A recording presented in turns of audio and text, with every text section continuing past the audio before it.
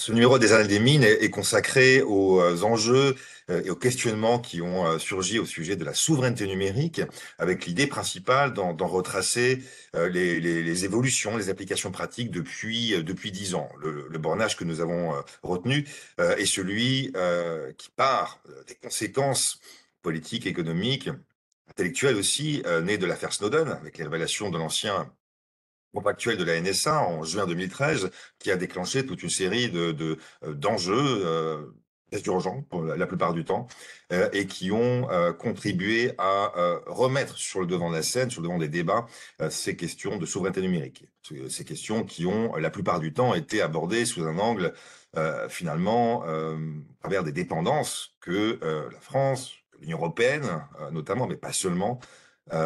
avait et continue d'avoir en termes de technologie numérique et aujourd'hui de technologie critique avec quelques contributions dans le numéro qui traitent des enjeux liés à l'intelligence artificielle. Donc c'est bien l'évolution de débat qui est retracée dans ce numéro avec une série de contributions de grande qualité et qui associe des chercheurs, des praticiens, des responsables issus de la fonction publique et qui tente ici d'en dégager les grands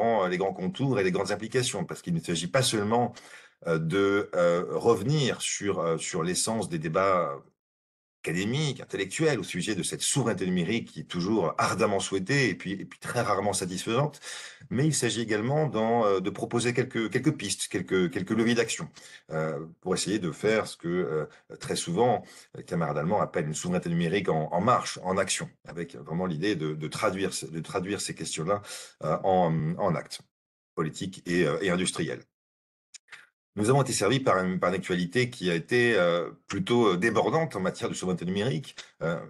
avec un thème qui est à l'agenda de façon assez récurrente. Et quelques mois avant la parution du numéro que vous avez entre les mains, euh, il y a une polémique qui était assez suivie et qui a suscité beaucoup de frictions entre partenaires européens et américains. La nomination avortée depuis d'une experte américaine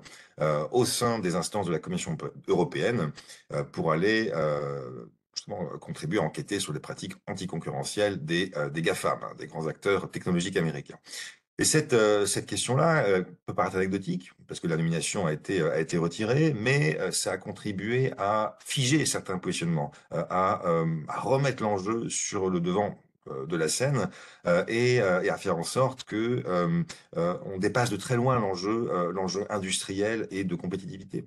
La question est fondamentalement politique, ce qui ressort, je l'espère, très clairement dans ce numéro spécial, encore une fois, que vous pouvez lire.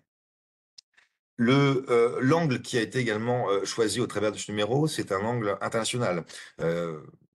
L'idée également retenue a été de dépasser le seul cadre de la France, voire de l'Europe, ou du moins de resituer cette position européenne dans des jeux internationaux qui sont très mouvants, avec du côté américain comme du côté chinois,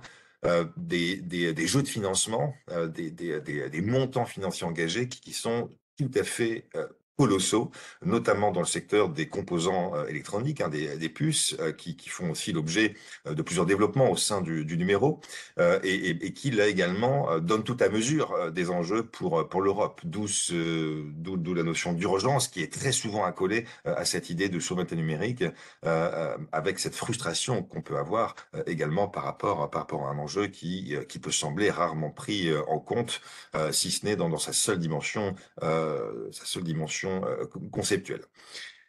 Cette lecture internationale, elle revient également plutôt en longueur au travers du numéro dans les jeux d'acteurs qui sont peut-être moins étudiés, et je pense en particulier ici à la Chine, à la Russie, voire un petit peu à l'Inde de façon un peu mineure, parce que ces États, évidemment, ont des régimes politiques très différents de ceux en Europe ou aux États-Unis et se sont appropriés ces enjeux de souveraineté numérique de façon très différenciée par rapport à l'Europe, avec évidemment question industrielle, économique qui est au premier plan dans le cas de la Chine, mais avec en arrière-plan des enjeux sous-jacents politiques extrêmement importants.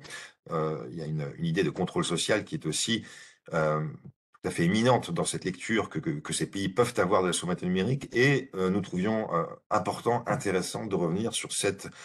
lecture très, très différente de la souveraineté numérique. Encore une fois, on a ici affaire à un enjeu qui est compris différemment selon les régions, selon les contextes locaux et politiques, avec une Europe qui n'est pas hors sol dans ce monde, dans cet écosystème, d'où l'importance de revenir évidemment sur les différentes conceptions, les différentes compréhensions de ce terme. Dans les pistes et leviers d'action qui sont envisagées au travers du numéro, plusieurs contributions reviennent finalement sur des aspects qui pourront sembler peut-être un peu vifs. On revient sur la commande publique, sur le rôle des régulateurs, notamment étatiques. Et ces questionnements ne sont pas anecdotiques, ils sont importants et l'idée de pouvoir mettre sur le papier, sur la table, ces grands enjeux, est aussi le rôle d'une revue et voilà, les articles que vous aurez entre les mains reviennent de façon tout à fait, naturelle et spontanée sur, justement la place, des acteurs aussi dans cette souveraineté numérique en France et en Europe, de façon, voilà, relativement décomplexée. Ce qui est manifeste et ce qui est peut-être mon dernier point, c'est que cette souveraineté numérique, et je l'ai évoqué rapidement au travers de l'enjeu des puces, hein, est un enjeu qui est en extension permanente. Aujourd'hui, cette souveraineté numérique dépasse de très loin le seul cas de l'internet, tel qu'on pouvait le concevoir, il y a encore, une petite décennie. Hem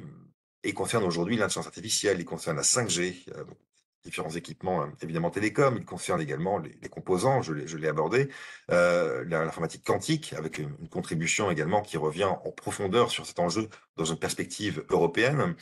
Donc c'est pourquoi cette matière est très très malléable. Cette souveraineté numérique est toujours en mouvement, et c'est pour ça qu'il convenait, aussi de revenir sur cet enjeu qui, pour l'Europe, Heu, traduit parfois, voire assez régulièrement, un décalage entre une action politique qui mettra du temps à s'enclencher et l'enjeu de l'innovation technologique qui, ne s'arrête jamais. Donc ce tempo, en décalé, est aussi, quelque chose d'assez manifeste, dans, les articles de ce numéro.